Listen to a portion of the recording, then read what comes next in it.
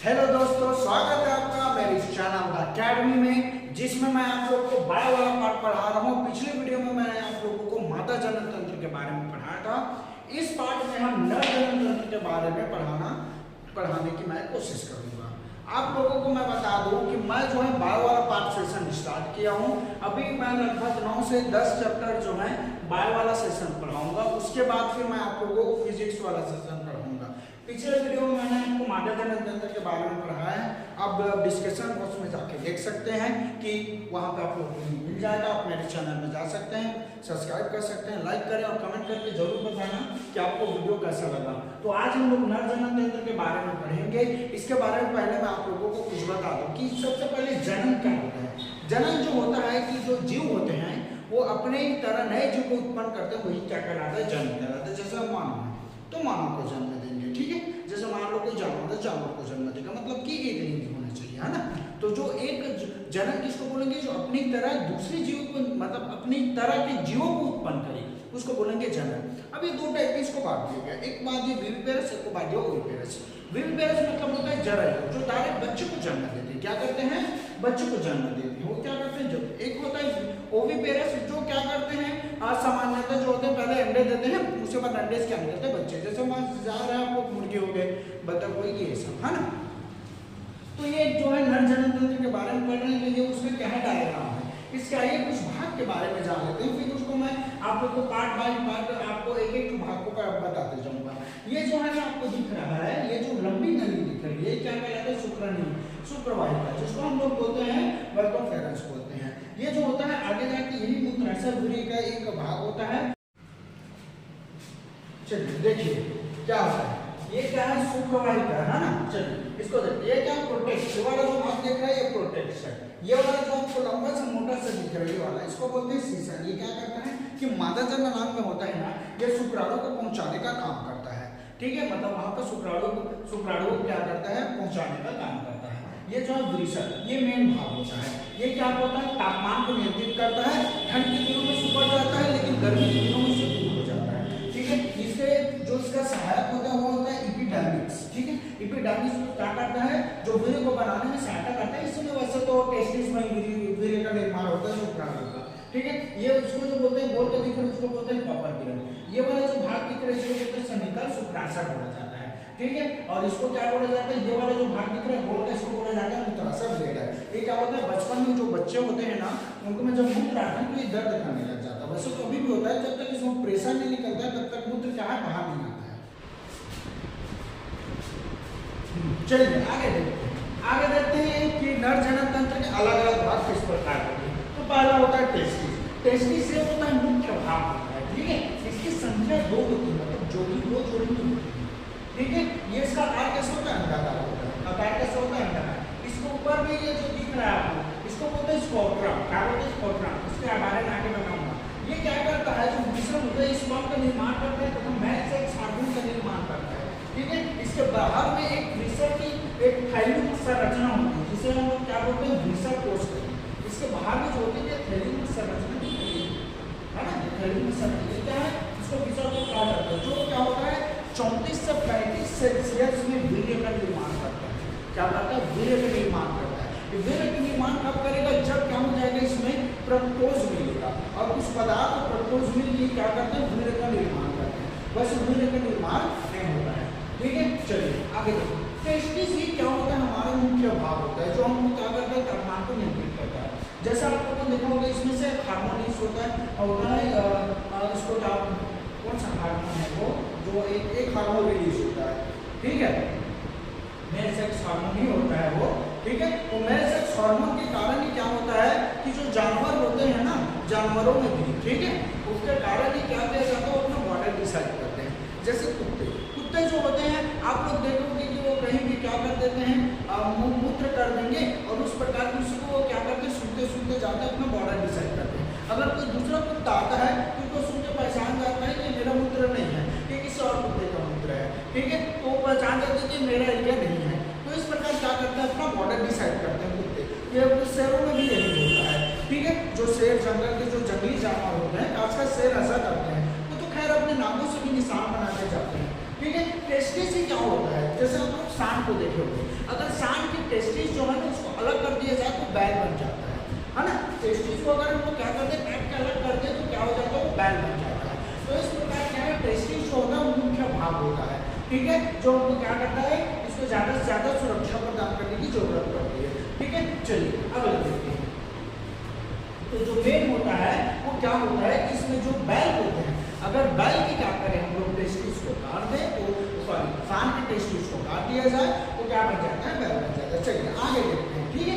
ये खासकर आपको क्वेश्चन पूछा जाता है, ये कॉम्पिटिशन एग्जाम में पूछ दिया जाता है, कहीं से भी क्वेश्चन उठा लिया जाता है, तो आप इस चीजों को याद रखिए, ठीक है। अगला देखते हैं स्क्वाड्रन, ये क्या होता है, इसके स्क्वाड्रन की मदद से तापमान को क्या किया जाता है, नियंत्रित किया जाता है, ठीक है। जो एक सूत्रजनक तरीका क्या होता है, सभी के तरह सूत्रज जो होता है ये एक प्रकार का क्या होता है, मेल सेक्स हार्मोन होता है, यही होता है सूत्रवादी का, ठीक है, मेल सेक्स हार्मोन होता है। इसके द्वारा ये मैंने आप लोगों को बताया कि कोई भी जानवर होते हैं वो अपना बॉर्डर डिसाइड करते हैं, तो ये इसके अलग भाग के बारे में देखते हैं। चलिए आगे देखते हैं कि अधिवृषण क्या होता है। अधिवृषण क्या होता है, ये सेमीफेरस में आपस में मिलकर एपिडर्मिक से क्या करते हैं, निर्माण करते हैं। जो एपिडर्मिक्स होता है जो वृषण को सुरक्षा प्रदान करता है ना, टेस्टिस को, उसको मिल के क्या करते हैं, ये अधिवृषण बनाते हैं, ये कतार बना लेते हैं, ठीक है। अब हम देखते हैं शुक्राशय। शुक्राशय क्या होता है, ये शुक्राशय जो होता है एक थैली जैसी संरचना होती है जो ग्रंथियों के मिलने से पदार्थ का निर्माण एवं प्रकोष्ठ के मिलने से वीर्य का निर्माण करता है। ये जो शुक्राशय होता है ना, ये ग्रंथियों और प्रकोष्ठ के मिलने से ये क्या करता है, वीर्य का निर्माण करता है। कहाँ होता है, शुक्राशय में। तो इसको आप याद रखना कि पूछ दिया जाता है कि शुक्राशय वीर्य का निर्माण कहाँ होता है या शुक्राणुओं का निर्माण कहाँ होता है, तो याद रखना शुक्राशय सेमिनल वेहिकल होता है, ठीक है। चलिए अगला देखते हैं, हम लोग प्रोटेस्ट ग्रंथि क्या होता है ना, प्रोटेस्ट ग्लैंड क्या होता है। ये क्या होता है, इस ग्रंथि वीर्य की 20% भाग का क्या करते हैं, निर्माण करते हैं, मतलब 20% भाग यहाँ होता है, बाकी वहां होता है, लेकिन 20% भाग आपका प्रोस्टेट ग्रंथि में होता है, प्रोस्टेट ग्लैंड में होता है, तो इसको आप याद रखिएगा, है ना। ये शुक्राणुओं का पोषण भी करती है, यही पे क्या होता है, शुक्राणुओं का पोषण होता है, तो आप लोग इसको याद रखिएगा, ठीक है। अगला देखते हैं कॉपर ग्लैंड। यह मूत्र में क्या होता है, अम्लता को दूर करता है। ये जो होता है ना कॉपर ग्लैंड, ये मूत्र में जो होता है अम्लता को दूर करता है, जिससे क्या होता है, वीर्य जो होता है सुरक्षित है। तो ये क्या करता है, हमारा कॉपर ग्लैंड जो होता है ये मूत्र में जो अम्लता होती है उसको दूर करता है, ठीक है, क्योंकि उसमें यूरिन अम्लता ये बहुत सारी मात्राएं पाई जाती है मूत्र में, तो ये क्या करता है, उससे सुरक्षा प्रदान करता है ताकि वीर्य जो है सुरक्षित रह सके, क्योंकि वीर्य का और उसके निकलने का रास्ता तो एक ही होता है ना, सीसन से ही।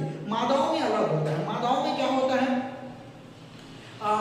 जस्ट वजाइना के ऊपरी भाग में छोटा सा क्या होता है, छेद होता है जहाँ से मूत्र निकलता है, ठीक है। और क्या होते हैं, जो वजाइना होते हैं वहाँ पे क्या हो जाता है, सीसन को प्रवेश कराने का मतलब कि शुक्राणुओं को प्रवेश कराने का वो रास्ता होता है, ठीक है। तो ये क्या होता है कि मादाओं में मूत्र का और जो ओहम का निकलने का रास्ता अलग होता है।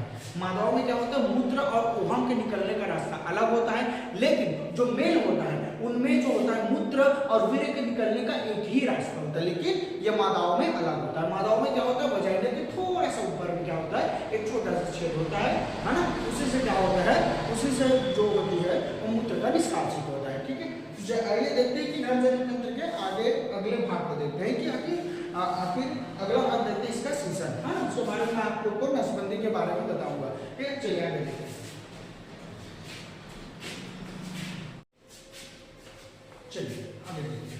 आगे क्या, यूरेथ्रा क्या होता है, इसमें क्या होता है, मूत्र व वीर्य व मूत्र का निकलने का एक ही मार्ग होता है ना, मतलब दोनों एक साथ बाहर निकलते हैं, इससे यूरेथ्रा से, ठीक है।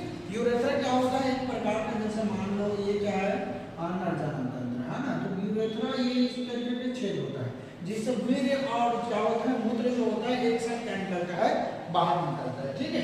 अगला देखते हैं सीसन, ये जो पूरा भाग होता है इसको बोलते हैं सीसन, पेनिस, क्या, पेनिस, इसी को बोला जाता है पेनिस।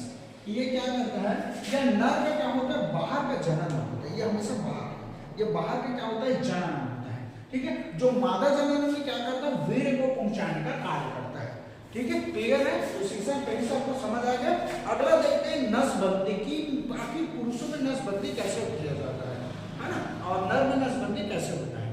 तो आप लोग जानते हैं कि जब तक क्या हो जाएगा, मादा जनन तक पहुंचेगा नहीं वीर्य, वीर्य जो है जब तक स्पर्म जो है मादा केंद्रक तक मतलब वहां से मिलेगा नहीं, केंद्रक तक पहुंचेगा नहीं, तब तक तो क्या है निषेचन होगा नहीं, निषेचन नहीं होगा तो क्या होगा, अंडा नहीं बनेगा, मतलब भ्रूण का निर्माण नहीं हो सकता, ठीक है, जाइगोट बनेगा ही नहीं, ठीक है, तो उसको बनने से रोका जाता है, उसको बोला जाता है नसबंदी, ठीक है। अब पुरुषों में नसबंदी आखिर होता कैसे देखिए, इसमें होता क्या है कि जो इसमें जो स्पर्म है ना वो शुक्र नलिका से जाने तक रोक दिया जाता है, मतलब अवरोध कर दिया जाता है, जिस वजह शुक्र नलिका तक नहीं पहुंच पाती है ना। और जब शुक्र नलिका तक नहीं पहुंच पाएगी वहीं से उसको अवरोध कर दिया गया तो लिंग तक कहाँ पहुंचेगा, तो ये क्या है नर के लिंग तक नहीं पहुंच पाता है ना, जिससे क्या हो जाता है उसका जो शुक्रवाही नलिका होती है एक ऐसा है कि नली होती है, इसी नली को क्या कर दिया जाता है, अवरोध कर दिया जाता है, जिससे क्या हो जाता है स्पर्म और एक मूत्र का अलग अलग होता है ना, इसी में आकर दोनों जुड़ जाए रहते हैं, एक स्पर्म का हो गया और एक, लेकिन जाते एक ही नली से है,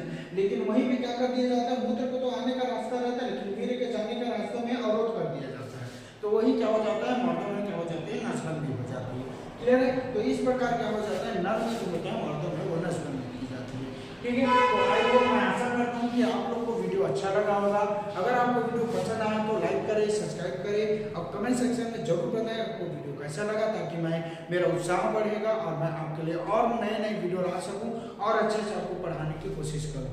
तब तक के लिए धन्यवाद, जय हिंद, जय भारत, जय श्री कृष्ण।